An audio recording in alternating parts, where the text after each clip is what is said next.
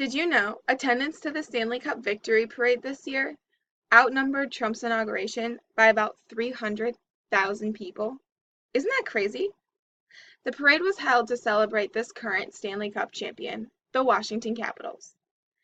The Stanley Cup has been around since 1892. The cup is passed from team to team in order to keep tradition going. The Washington, D.C. Capitals have won this year.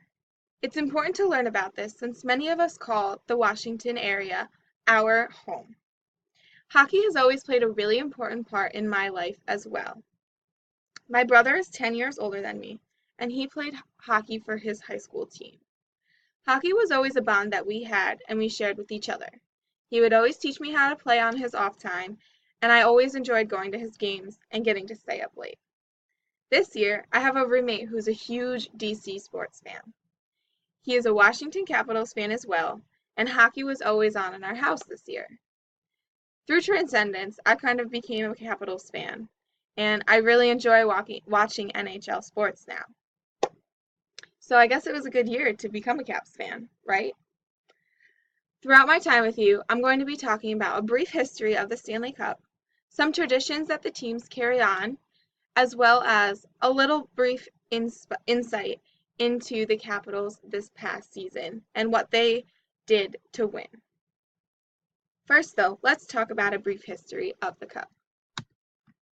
According to an NBC Sports clip produced in 2017, over 100 years ago, the Cup was donated to Canada by a British nobleman named Frederick Arthur Stanley. At first, he didn't really know what hockey was. He thought that sports and fun included, quote, shooting things off of a horse, end quote. Then, his daughter and his 3 sons began to play hockey. He fell in love with it instantly. He donated the cup to Canada after he was governor, but he returned to England before he ever watched a Stanley Cup game. Then, amateur teams began to compete for the Stanley Cup as well. Instead of fun, hockey became more of a competitive sport. The Cup kind of changed the way that hockey was played. In 1906, the Montreal Wanderers, who are located right here,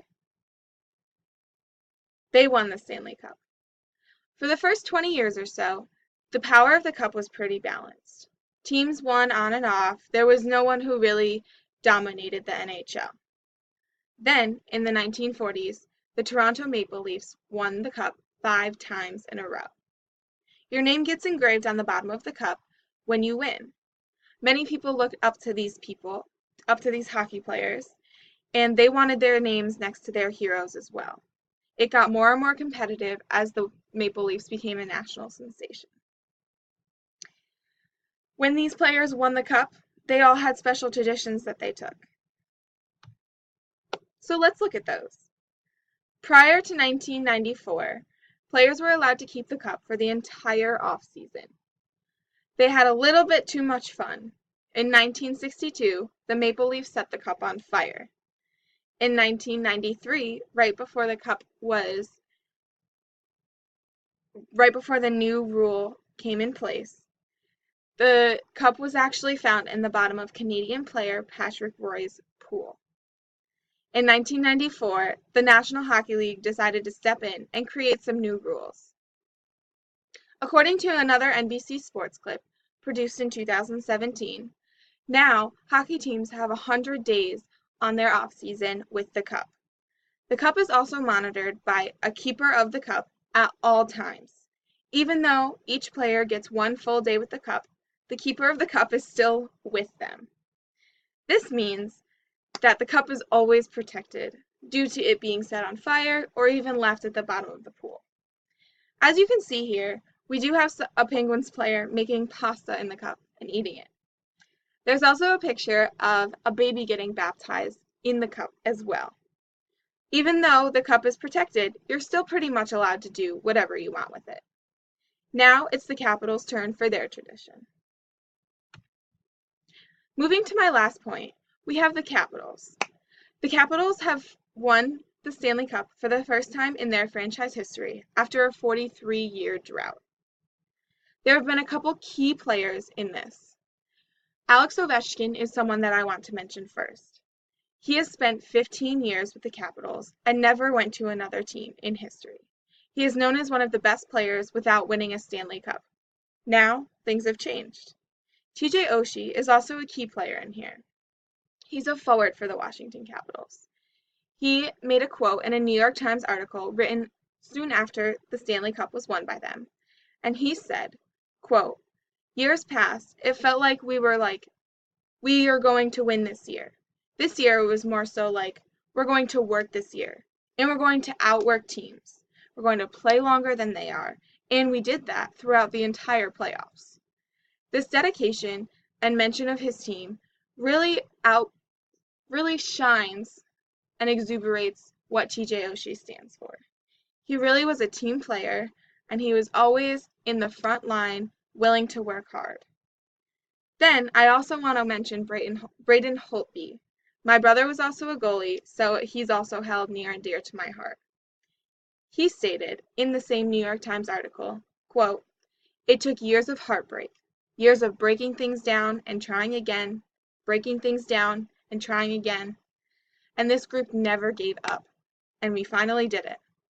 He also credits his team, but it's really important for the goalie to feel a part of the team. A lot of the times players and people blame the goalie for most of the goals, but it's really a team effort, and a lot of people don't realize that about hockey. It was really nice to see the main supporting strength of this team have a real celebration. Lastly, I just want to recap what we've talked about. This picture here is a picture of the parade that took place on June 12th for the Stanley Cup celebration. The Stanley Cup, in its history, has really changed the way that hockey's been played.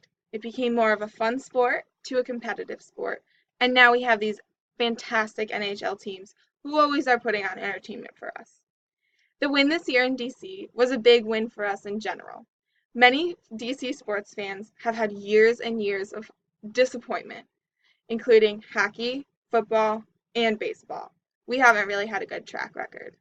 So maybe that's why this community and unity sent out more people into the Capitol than Trump's inauguration.